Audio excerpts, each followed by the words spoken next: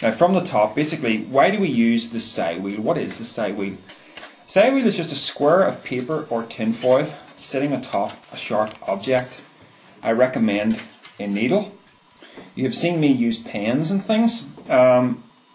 Pens can be used, but they're not as effective as a needle. The principle that we're trying to stick by is minimize friction as much as possible, and some pens seem to have quite a lot of friction on the top of them. So for an absolute beginner, I recommend a needle. Mount it on anything you want. I'm using a pencil eraser. There's absolutely no significance to the material we use. Tinfoil is slightly more preferable than paper, purely because it's slightly more light, but you should be able to use either. All you do is you cut a square out, you fold it one way, you open it out, you fold it the other way, you open it out, and you shape it into a little pyramid. There's actually not even any real significance to the shape of this. If you want to take a little sliver of paper and simply try to balance it on the needle head, that will do just as well. This is good simply because it doesn't fall off so easily. Do it whatever way you want. The principle to bear in mind is minimal weight and minimal friction.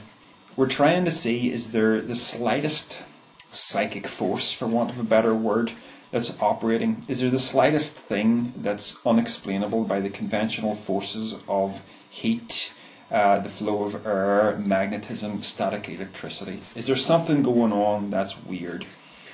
So you set it up. What comes next then? What is it that goes through your mind that makes it work? If there's one word that you take away from this, it's this: the word intention. It works because you want it to work. And it's really not all that more complicated than that. There's one thing that has really stuck in my mind as very important, and it was a television documentary that I saw called Living with Half a Brain. It was part of the UK documentary series called Extraordinary People. Living with Half a Brain is all about the story of a girl who had Rasmussen's encephalitis, a disease that was killing her. And the only way to save her life was a radical operation called a hemispherectomy, which is the complete removal of an entire half of your brain. Radical, yeah. So she had the operation.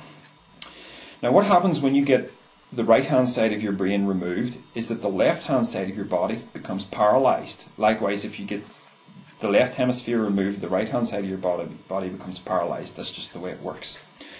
So as soon as the girl came out of the operation, you might think that's it, she's paralyzed for life. But no, she's not. The first thing the doctors wanted to do was try to get the remaining side of her brain to re-interface with her disconnected limbs and to get them working again.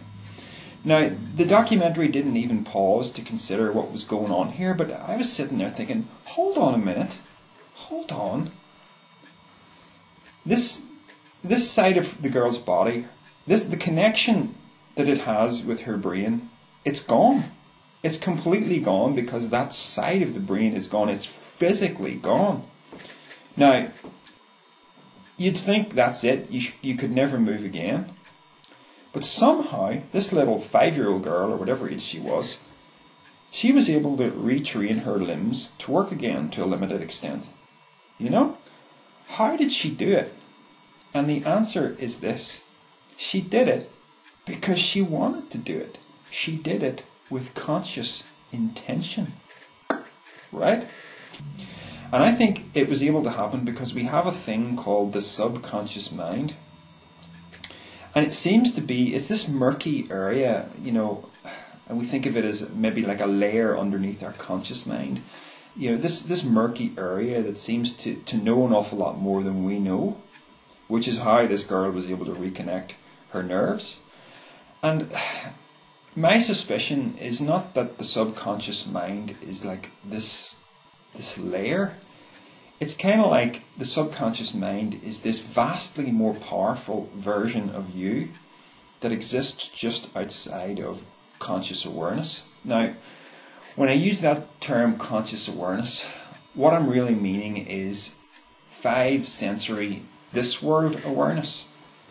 Because you can almost think of the subconscious mind as another being. There's like you and then there's the subconscious, and it's almost like there's 2 people inhabiting you, but I don't think that's the way it is. It's more like the conscious mind is a mind that is living with a kind of amnesia from the full state of awareness of what it really is.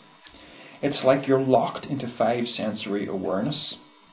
You're only aware of what these senses tell you. You're only aware of certain memories. You know, we can't just suddenly know everything we've ever experienced. We have to recall memories from the subconscious mind.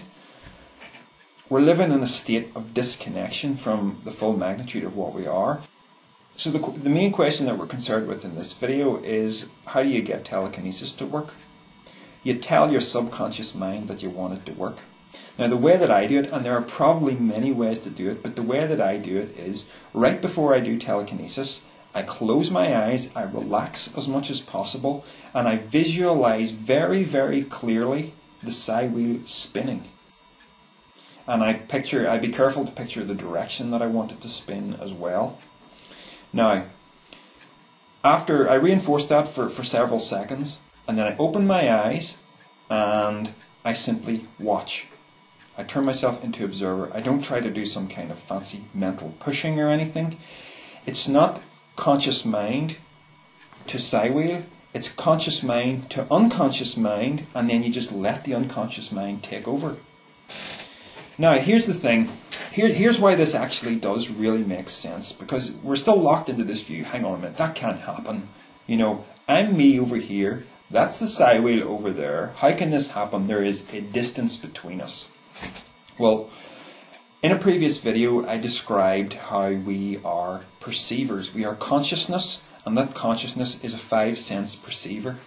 Now, here's the thing. As a perceiver, how do you know what you're not perceiving? How do you know what's out there that's real that you're not perceiving? Because we're only locked into a very small part of the electromagnetic spectrum. I mean, in this room are all the frequencies of all the television stations and radio stations that I can access in my area of the world. The machine of my body is not designed to pick that up. But if I have a television, that kind of machine, that will pick that up. Now, the only point I'm making is here, as a perceiver, that also makes us a limiter.